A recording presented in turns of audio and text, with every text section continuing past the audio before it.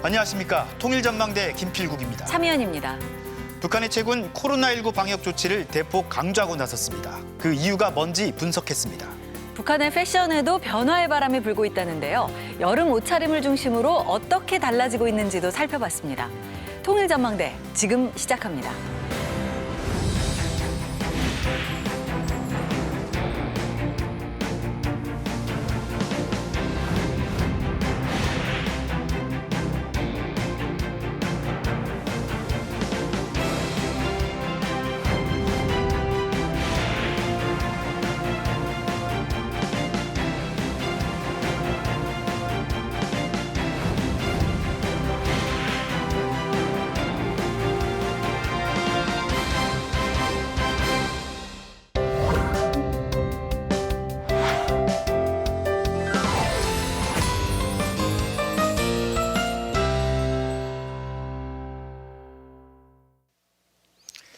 북한 방송과 신문 등 각급 매체에서 천물 복숭아, 즉 핵복숭아를 수확했다는 소식을 대대적으로 전하고 있습니다. 네, 특히 북한 최대 과일 산지로 알려진 황해도 과일군 소식을 집중 조명하고 있는데요.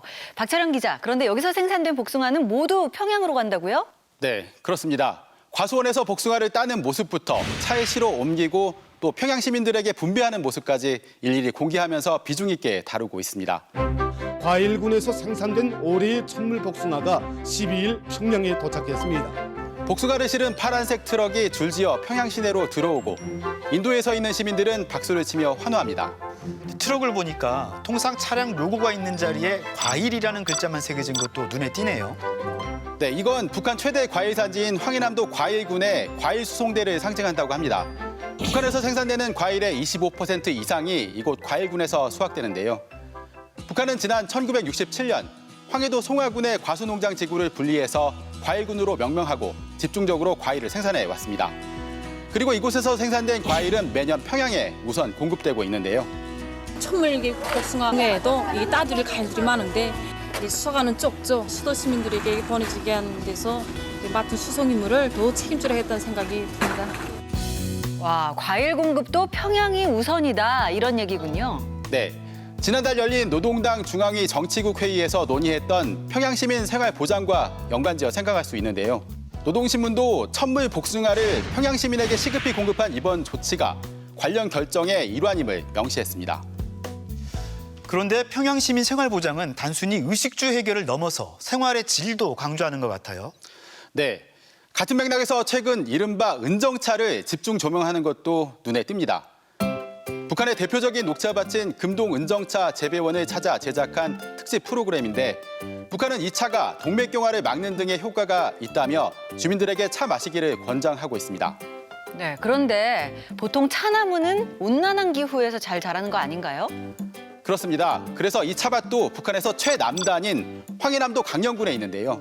재배가 쉽지 않았다고 합니다. 차나무라고 하게 되면 원래 세계적으로 이 열대나 아열대 지방에서 많이 자라고 있는데 차나무들이 수십 년 세월이 흘렀습니다. 북한은 1982년 김일성 주석의 지시로 차 재배를 시도했지만 재배에 성공한 건 지난 2008년이었다고 합니다. 네, 26년이나 걸린 거네요. 그런데 이름이 왜 은정차인 건가요? 네, 김정일 위원장이 차 재배를 지도한 김일성 주석의 은혜를 잊지 말자는 뜻에서 지었다고 합니다. 김정은 위원장이 은정찻집을 방문했다는 소식도 여러 매체를 통해서 보도가 됐었죠. 네, 평양 창전거리에 있는 곳인데요. 김정일 위원장이 이곳에 찻집을 열라는 유훈을 남겼다고 알려져 있습니다. 여기 은정 찻집을 꼭 내와야 한다시며 우리 인민들에게 차를 마음껏 마시게 하시려던 수령님의 유문을 꼭 풀어드려야 한다고 우리 장군님 그처럼 간곡히 교시하시지 않았던가. 김정일 위원장의 유훈에 따라 김정은 위원장이 은정찻집을 열었고 보급에 힘썼다고 합니다. 은정차는 4.27 정상회담 당시 북한이 공식 만찬 자리에 내놓기도 했었는데 생산량이 적어 평양의 일부 고급 상점에만 우선 공급되는 것으로 알려져 있습니다. 네, 평양 시민 생활 보장과 관련해서는 다양한 조치가 나오는 것 같은데 다른 지역 주민들은 어떻게 생각할지도 궁금하네요. 네, 평양 시민 생활 보장을 강조하며 진행되는 일련의 조치에 대해 평양 밖에 있는 사람들은 볼멘 소리를 하고 있다는 주장도 나오긴 합니다. 하지만 북한에서 평양은 단순한 수도 이상의 의미를 가지는데요. 정치, 경제, 사회, 문화적 자원이 모여있는 권력의 핵심이기도 합니다. 그런데 최근 경제난이 가중되면서 그 여파가 평양에도 미치는 게 아니냐. 그래서 평양 사수를 강조하는 게 아닌가 하는 분석도 나오고 있습니다. 네, 평양 시민의 생활 보장은 앞으로도 계속 강조될 것 같네요. 그렇습니다.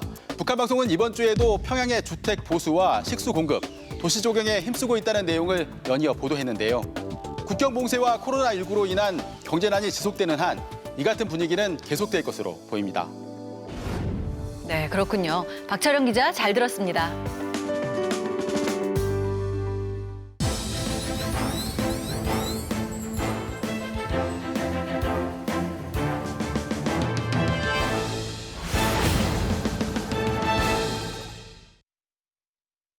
북한이 최근 들어 코로나19 방역 강화를 부쩍 강조하고 있습니다.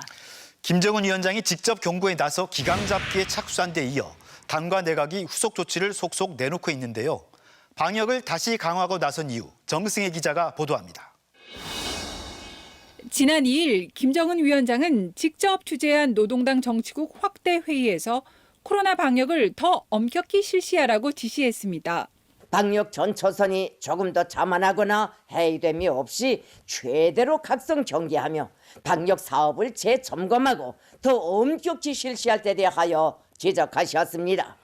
회의 직후 노동당 기관지인 노동신문은 코로나를 막는 것이 경제건설 성과보다 중요하다고 강조했고 내각 기관지인 민주조선도 전염병 유입 위험성이 완전히 사라질 때까지 방역 사업을 강화해야 한다면서 무기한 방역 강화를 주문했습니다. 이런 기조에서 북한은 먼저 내부 기강 잡기에 착수했습니다. 북한 매체들은 시간이 지나면서 간부들 가운데 방심과 방관, 비상방역 규율 위반 현상들이 나타나고 있다고 비판했고 김정은 위원장이 직접 경고에 나섰습니다. 종이하는 최고領導者 동지께서는 비상방역 규율 위반 현상들에 대하여 엄하게 비판하시고 섣부른 방역 조치의 완화는 상상할 수도 만회할 수도 없는 치명적인 위기를 초래하게 된다고 거듭 경고하시면서 김 위원장이 강도 높게 비판한 만큼 향후 사소한 방역 위반에 대해서도 엄중한 조치가 취해질 것으로 예상됩니다. 북한은 또 해상에서 밀려 들어오거나 공중에서 날아오는 물체는 소각 처리하겠다고 밝혔습니다. 전염병이 유입될 수 있는 사소한 공간도 없애겠다는 것이 이유인데 북한이 문제 삼았던 대북 전단 살포를 염두에 둔 대책으로도 해석됩니다. 남측의 일부 단체에서 이제 이것을 위협성 발언으로 이제 이미 얘기가 됐었기 때문에 실제 실행을 하지 않았더라도 북측에서 봤을 때는 상당히 위협적으로 그것을 받아들였을 가능성이 높고 특히 최근에 그 대북 전단 지역 관련해서 내부적으로 선동을 하는 과정에 이 부분을 상당 부분 강조했을 가능성도 있습니다. 방역에 대한 고삐를 죄는 한편으로 복지 정책도 내놓았습니다. 대외 선전 매체 내 나라는 5살 미만 어린이들의 보호자들에 대해 휴가와 일시적 보조금을 지급했다고 밝혔습니다. 코로나 방역을 위해 보육기관 운영을 잠정 중단하게 되면서 일종의 돌봄 휴가를 준 셈인데 민심을 다잡기 위한 포석으로 보입니다. 한국과 특히 이제 여타 국가들에서 재난보조금이라든가 재난과 관련된 국가 차원에서 재정 지원들이 있었기 때문에 아마 이것들을 북한에서도 하고 있다라는 것을 대외적으로 좀 보여주는 부분도 있고 대내적으로도 국가가 신경 쓰고 있다라는 것을 주민들에게 알리는 차원도 상당 부분 있어 보입니다. 북한이 하반기 들어 코로나 방역을 다시 강조하고 나선 이유는 뭘까? 일각에서는 북한의 코로나 상황이 심각하기 때문일 거라는 추측을 제기하고 있지만 드러난 징후가 없고 북한은 코로나 청정국이라는 입장을 고수하고 있습니다.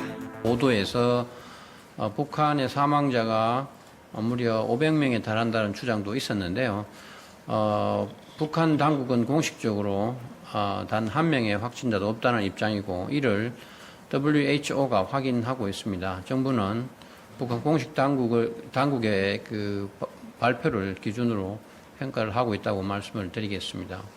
전 세계적으로 코로나19가 재확산 조짐을 보이고 있는 상황에서 제대로 된 의료시설이나 진단 장비를 갖추지 못하고 있는 북한으로선 무조건 막는 것이 사실상 유일한 코로나 대책입니다. 국제적십자사연맹이 지난주 마스크 4,000개와 진단키트 10,000개를 보냈고 손 소독제도 반입되는 등 국경 봉쇄의 와중에도 코로나 지원 물품은 꾸준히 북한으로 들어가고 있는 것으로 파악되고 있습니다. 올해는 노동당 창건 75주년에다 국가경제개발 5개년 계획이 종료되는 해지만 성과를 내기는 사실상 불가능합니다.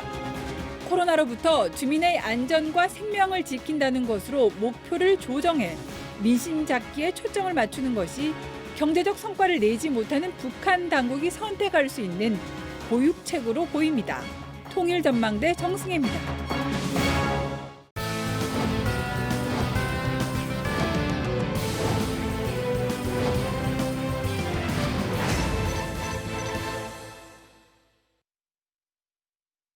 탈북민들이 남한 생활에서 가장 어려움을 겪는 게 바로 사람을 만나고 또 그 인연을 이어가는 일이라고 합니다. 네, 오늘의 주인공은 이런 탈북민들을 도와서 사람과 사람 사이에 징검다리를 놓아주시는 분으로 유명하다는데요. 지금 만나보시죠. 한 남자가 있습니다. 방송인으로, 대표적인 것이 이롭습니다. 작가로, 유튜버로 탈북민을 위해 종횡무진 질주하는 이 남자, 대체 정체가 뭘까요? 지난 화요일 그를 직접 만나러 갔습니다. 형님 안녕하세요. 네, 어서 오십시오. 오늘의 주인공, 탈북 12년 차 김주성 씨입니다. 7년 전 결혼의 꼴인 늦둥이 6살 도윤이도 얻고 남한에서 알콩달콩 가정도 이뤘습니다. 와이프 은별 씨가 주성 씨에게 첫눈에 반해버렸다고 하네요. 똑같이 시운전할까요? 북한에 있을 때 그 TV랑 보잖아요. 그럼 한국 남자들은 다 이렇게 양복을 아래고 입고 예, 회사를 다녀도 그렇게 다니더라고요. 스트를 입고 하는데 너무 멋있더라고요. 주성 씨에게 최근 가족이 또 늘었답니다. 은별 씨에게 언니가 생겼다는데요. 친언니처럼 진짜 자매처럼 서로 의지하면서 살기로 약속하고 우연제 맺었습니다, 언니랑. 제가 한국에 온 지 얼마 안 되다 보니까 이렇게 한국 사회를 잘 모르고 정착하는데 지금 많이 도움받고 있어요. 아직 잘 몰라가지고 어리버리하세요. 지금 그 언니분도 좀 외롭죠. 좀 혼자고 하니까. 역시 외로움을 가장 달래줄 수 있는 공간이라는 게 가족이 아닐까 하는 생각이 들어요. 그래서 탈북민 새내기 나경 씨를 위해 주성 씨가 특별한 만남을 준비했습니다. 혹시 맞선 자리라도 마련한 걸까요? 인천에서 약 1시간을 달려 도착한 이곳. 북한에 가장 가까운 땅, 경기도 연천의 청산면입니다. 무려 16,000평의 산을 개발해 남한 속 함경마을을 조성하고 있다는데요. 호쾌한 웃음의 주인공, 수진 씨가 바로 이 마을의 주인장이랍니다. 마을 구경 한번 안 할 수 없겠죠? 좋다. 너무 좋아. 살고 싶어졌어. 자연 속에 지어진 통나무집. 수진 씨가 손수 지었대요.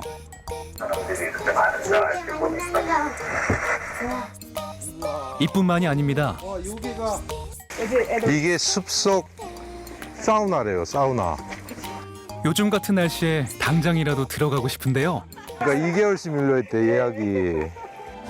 지금은 3채밖에 없지만 수진 씨는 앞으로 40채가량의 집을 더 지어 이곳을 힐링센터로 조성할 계획이라네요.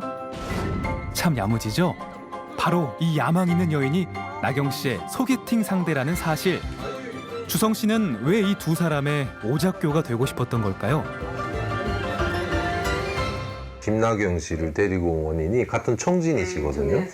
네, 그래서 햇볼 나누라고 했더니 그 자리에서 그냥 바로 친해지셨어요, 바로. 한국 사회에 와서 살아가면서 사실은 제일 부족한 게 뭐냐면 사람을 모르는 거라. 우리가 그러니까 어느 날 인연이 단절이 된 세상에서 오다 보니까 사람과 사람을 잇는 그런 징검다리 역할을 많이 하시는 것 같아요. 한 40개를 혼혈단신 남원으로 넘어온 탈북민에게 믿을 만한 사람만큼 힘이 되는 건 없겠죠. 목소리 톤이 박력이 생기고. 수진 씨를 도와 집을 짓고 있는 청송 씨도 주성 씨가 징검다리를 놓았습니다. 내가 볼 때 헤매고 있는 거예요, 이 자체로. 네, 헤매고 있었어요. 뭐 인터넷 쇼핑몰도 한다 뭐 여러 가지 하는데 이거는 무조건 김수진 열차에 태워야 되겠다. 1년 동안 거의 뭐 우울증에도 빠져 있었고 또 개인적인 그 사정 그런 것들도 많았고 저는 그냥 너무 좋습니다. 그리고 일단은 인생이 바뀐 것 같고 주성 씨가 탈북민들의 오작교, 징검다리 역할을 자처하는 데는 이유가 있습니다. 방송을 통해서 비춰진 대한민국은 정말 그야말로 파라다이스죠. 그것에 가면 모든 것이 해결되는 것과 같은. 근데 막상 나서 임대 아파트에 들어가서 살기 시작하면서 이제 뭘 하지? 라고 했을 때 막막하더라는 거죠. 지금은 행복한 가장이지만 사실 주성 씨도 2008년 홀로 한국에 왔을 때 고생이 이만저만이 아니었답니다. 선배의 소개로 첫 직장 생활을 시작했지만 문제가 있었습니다. 먼저 오신 선배님들의 중에 가장 많았던 직업이 다단계하고 보험 설계사가 제일 많았거든요. 사람들과 교류하려 명의까지 빌려줬지만 사기였죠. 그래서 탈북 12년 차 대선배 주성 씨는 결심했답니다. 탈북민 후배들이 최대한 시행착오를 적게 겪도록 본인이 발벗고 나섰습니다. 우리는 살아온 인생인데 이들은 살아가야 할 인생이잖아요. 근데 보니까 인맥이 부족해서 아무것도 못하고 있는 경우가 있더라고요. 최근에는 유튜브 채널도 개설했습니다. 직접 다양한 탈북민들을 소개해주며 멘토, 멘티를 연결해주는 소통 창구가 되기로 한 거죠. 오늘은 탈북민 15년차 선배 함경마을 주인장 수진 씨가 멘토로 등장해 남한 정착 스토리를 풀어냅니다. 어머니가 계시던 고향집에 대한 그리움으로 함경도식 외통집을 이곳에 그대로 재현했는데요. 엄마가 마지막 또 나오는 날에 그 생각이 계속 나는데 그렇다고 엄마를 보고 싶다고 계속 할 수도 없고 굴뚝에서 연기 나는 날에 그 언더로 그 불 피우는 날에 진짜 하염없이 울었다니까. 이 한 채의 집이 함경마을 프로젝트의 시작이 됐고 수진 씨는 이제 남한에서 더 큰 내일을 꿈꾸고 있죠. 15년 차 선배 수진 씨는 새내기들에게 자신 있게 조언합니다. 지금 온 지 얼마 안 됐잖아요. 굉장히 에너지가 넘칠 때예요. 그리고 이때 뭔가를 해보지 못하면 시간이 지나면 지날수록 도전은 더 못하겠더라고. 나 지금 그래. 실패를 봐도 어차피 빈손이니까 또 도전할 수 있고 지금 해봐야 돼. 하면 돼요. 뭐든 오늘 내가 뭘 할 수 있겠다. 같은 고향에 계시는 이 선배님 만나니까 솔직히 감동받고 앞으로를 위해서 이렇게 하신다고 하니까 엄청 감동입니다. 탈북민들이 이 사회에 하루빨리 정착할 수 있도록 그리하여 더 행복할 수 있도록 돕고 싶다는 주성 씨. 주성 씨 마음 모든 이들에게 전해지도록 바라봅니다. 꼭 한마디 말씀드리고 싶은 거는 절대 혼자가 아니다. 외롭지 않다. 네. 그러니까 주변에 탈북민 3만 명이 있고 그리고 우리 5천만 대한민국 국민들이 있다는 다시 한번 주변을 좀 돌아보고 다시 그 용기를 좀 내주셨으면 하는 그런 이야기를 해드리고 싶어요.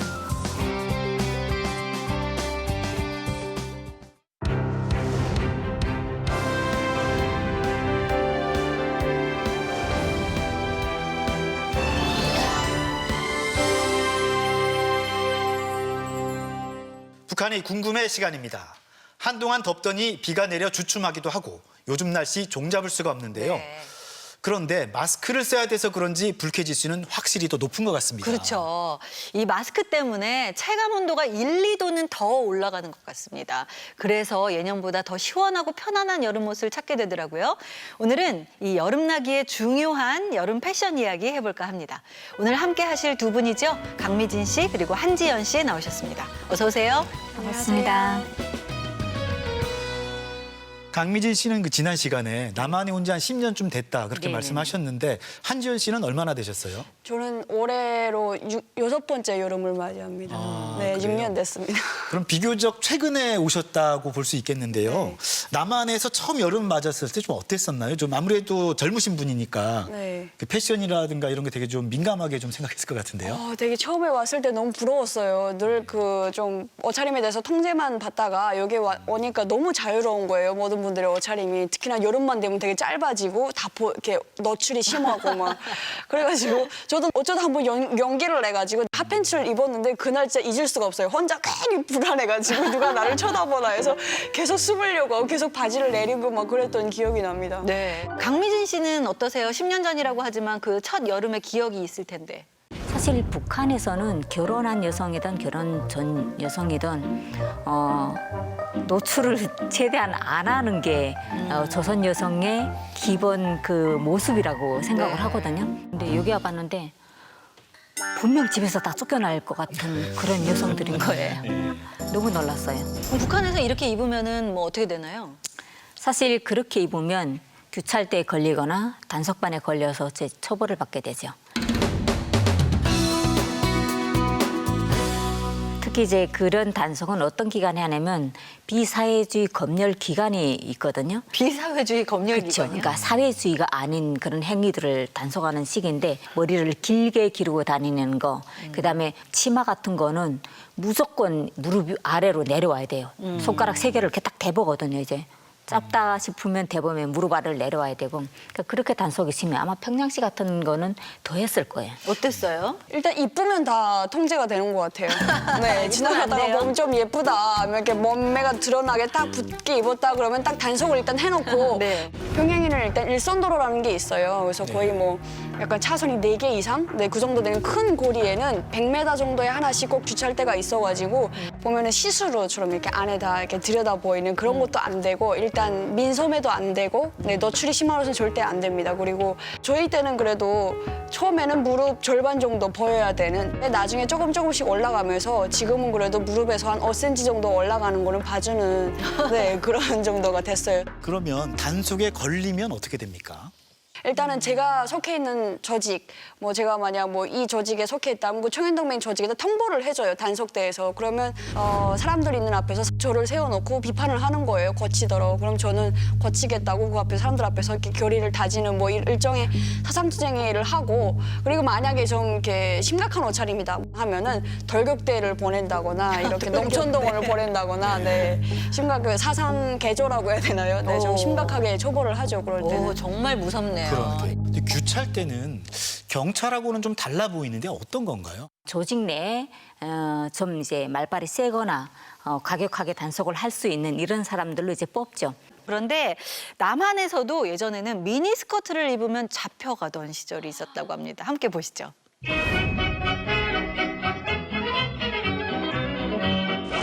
자, 무릎이 17cm는 안 된다.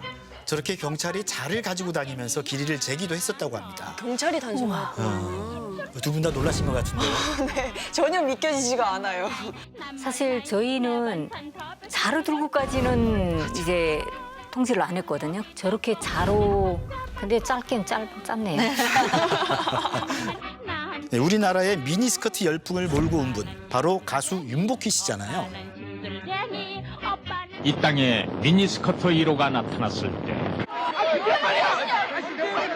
그녀가 입은 것은 옷이 아니었습니다. 새로운 세계였습니다. 당시에는 충격을 넘어서 도발 그 자체였다고 하죠. 1973년 경범죄 처벌법이 생기면서 이 미니스커트가 미풍양속을 해친다 이렇게 단속 대상이 됐었는데요. 심지어는 민족 반역자라고 불리기도 했답니다. 거의 뭐 이제 그 용어는 거의 북한이랑 차이가 없는 것 같아요. 네. 그 정짓는 용어는. 아, 저희가 항상 얘기를 하는 게 옷차림에 무슨 사상이 있냐고 그랬는데 저 때는 사상이 있었네요. 우리도 많은 순환과 많은 시간이 걸려서 미니스커트를 입게 됐네요. 네, 우리도 패션, 특히 그 여성분들 여름 옷차림에 대한 인식이 바뀌는데 꽤 시간이 많이 걸렸는데요. 네. 두 분 이 화면을 보고 놀라기도 하고 또 공감도 가고 그러신 것 같습니다. 저는 예전에 평양에서 그 의도적으로 그렇게 했던 게 아니라 뭐 치마를 일단 샀는데도 좀 짧아졌어요. 그리고 그 치마 재질이 항상 입다 보면은 이렇게 쓸려가지고 이렇게 올라가는 재질이었거든요. 무릎 위에서 한 10cm 정도 위로 올라간 치마를 입고 나갔다가 진짜 엄청 뭐라고 그래야 될까? 가는 곳마다 너무 눈총을 받아서 막 지나가면서 어디 저런 여자가 있냐고 막 정신이 나간 거 아니냐고 이런 식으로 이렇게 바라보고 어떤 분들은 욕까지 하셨어요, 진짜로. 한지원 씨가 평양의 윤복희 씨네요. 그러면 하룻밤의 꿈으로 끝났어요? 계속 입으셨어요? 어떻게? 아니 못 입었죠. 그 치마는 그다음부터 아예 못 입었습니다. 이 한지연 씨처럼 옷차림이나 뭐 이런 변화를 꿈꾸는 여성들이 좀 늘었잖아요. 이런 변화의 바람은 어디서 왔을까요? 저는 한국 드라마의 영향이라고 봐요. 북한 주민들도 예전에는 그렇게 패션에 대해서, 옷에 대해서 많이 민감하지는 않았어요. 한국 드라마를 보면서 이제 옷 만드는 가서 이런 걸로 만들어 달라 그러면 이게 한국 그 디자인인지 모르잖아요. 그런 식으로 좀 했었고 2000년대 초 중반 들어서면서 북한이 중국하고 무역을 많이 했었거든요. 그 외부 세계에서 사는 사람들이 옷차림이라든가 이런 걸 보면서 많이 달라졌던 것 같아요. 특히 나시 같은 문제인데요. 나시는 예전에는 집 안에서도 잘 안 입었던 거예요. 좀 대담한 여성들이 집 안에서 입거나 이랬었는데, 근데 요 며칠 전 이제 그 한북도에서 들려온 소식은 동네 마시를 갈 때도 나시 차림이에요. 네, 제가 놀랐어요. 그럼 놀랄만한 일이에요? 아니 뭐 이렇게 물 갖다가 이렇게 퍼붓는 사람 없을까요? 그럴 것 같은데요. 그러니까 왠지. 저는 조금 보수적인 생각에 이렇게 막 드러나고 집안에서도 저는 그렇게 못 입거든요. 근데 지금 나시라고 이야기를 하시잖아요, 두 분 다. 근데 저희는 민소매라고 지금 그렇죠. 말이 순화되어 예. 있거든요. 근데 북한에서도 이 민소매를 나시라고 부르는 네, 건가요? 북한은 나시가 어떤 거냐면 그냥 여기에 끈이 하나 달리고 옷이 안에 그걸 보고 나시라고 하고요. 네. 민소매 같은 거는 이제 팔 없는 옷 뭐 이렇게 부르거든요. 네, 북한에도 작지만 변화의 바람이 불고 있는 것 같습니다. 네. 그렇다면 올여름 북한의 여름 패션은 어떨까요? 최근 북한의 영상을 준비했습니다.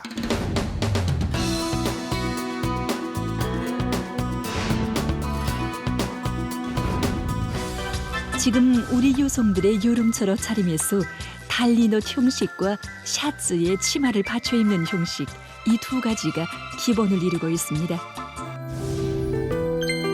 달리노 형식 이렇게 되는데 달리노이요? 네, 달리노이 뭐예요? 달리넛이 위아래가 달리는 것이에요. 네. 원피스예요. 원피스요. 네. 예. 정말 이름 한번 기가 막히네요.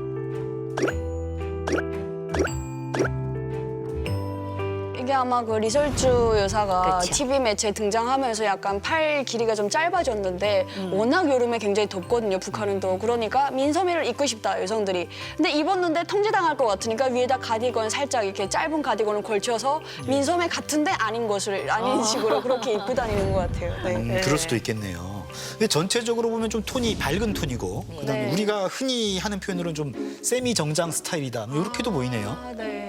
좀 화려해진 것 같아요, 진짜.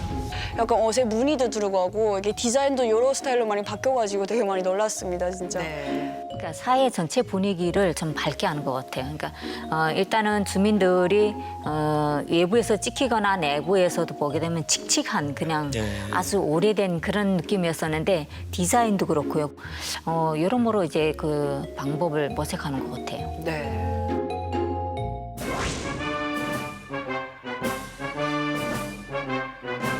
자, 바로 이 티셔츠인데요.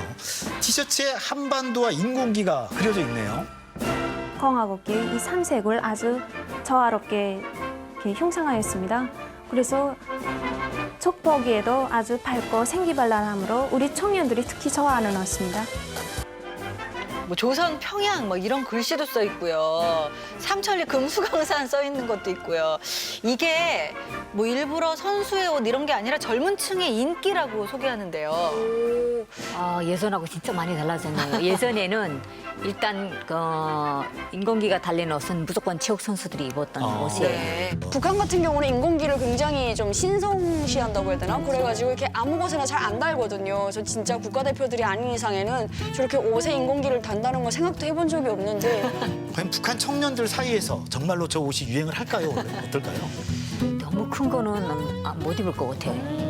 일단 젊은 층들은 이렇게 작은 구기가 달린 옷은 좀 세련돼 보이니까 입을 것 같아요. 네. 살짝 저는 관광 상품으로 좋지 않나 이렇게 생각을 했었는데 북한에 있는 친구들이 저거를 굳이 잘 모르겠어요.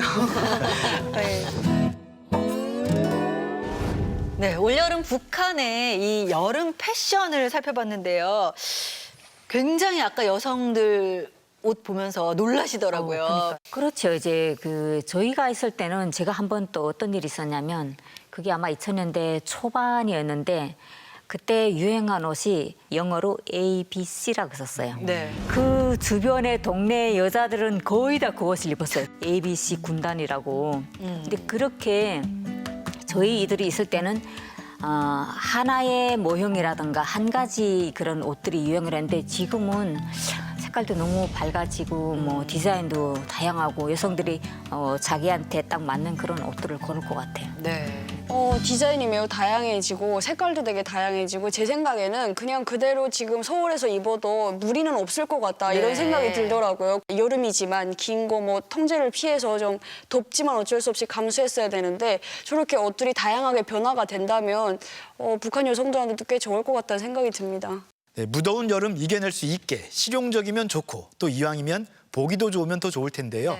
북한의 여름 패션 어떻게 바뀔지 봐야겠는데요. 네, 그렇죠. 내 선호나 어떤 유행 때문이 아니라 어떤 성별이나 사회적 규제 때문에 된다면 어떤 이 자유의 방향으로 가는 게 너무나 당연하지 않을까 하는 생각도 듭니다. 자, 오늘 도움 말씀 주신 두 분 고맙습니다. 감사합니다.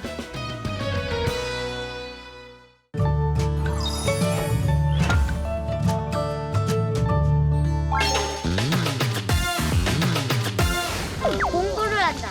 고급지를 까요. 친구들을 불러서 놀아요. 어떻게 부를까요? 파리 잡아먹는다? 혓바닥 에어워시한다? 깨끗해야도 잡아먹으니까.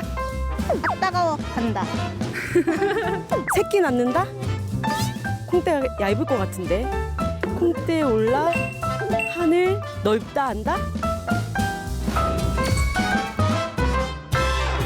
정답은 두꺼비 콩대에 올라 세상이 넓다 한다입니다. 생각이나 하는 일이 근시안적이고 옹졸한 사람을 비유적으로 이르는 말입니다.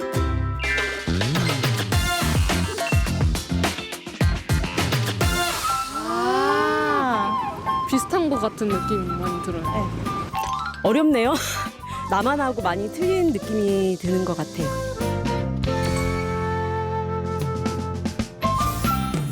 최근 몇 년 동안 장마철에도 비가 적게 내리는 이른바 마른 장마가 계속됐는데요. 올여름에는 곳곳에서 집중호우 현상이 자주 나타나고 있습니다. 모쪼록 대비 잘하셔서 큰 피해 없길 바랍니다. 네, 다음 주 이 시간에는 유현진 선수가 등판하는 메이저리그 개막전이 중계될 예정입니다. 통일 전망대는 한 주 쉬고요. 8월 첫날에 다시 찾아뵙겠습니다. 오늘 소식은 여기까지입니다. 고맙습니다.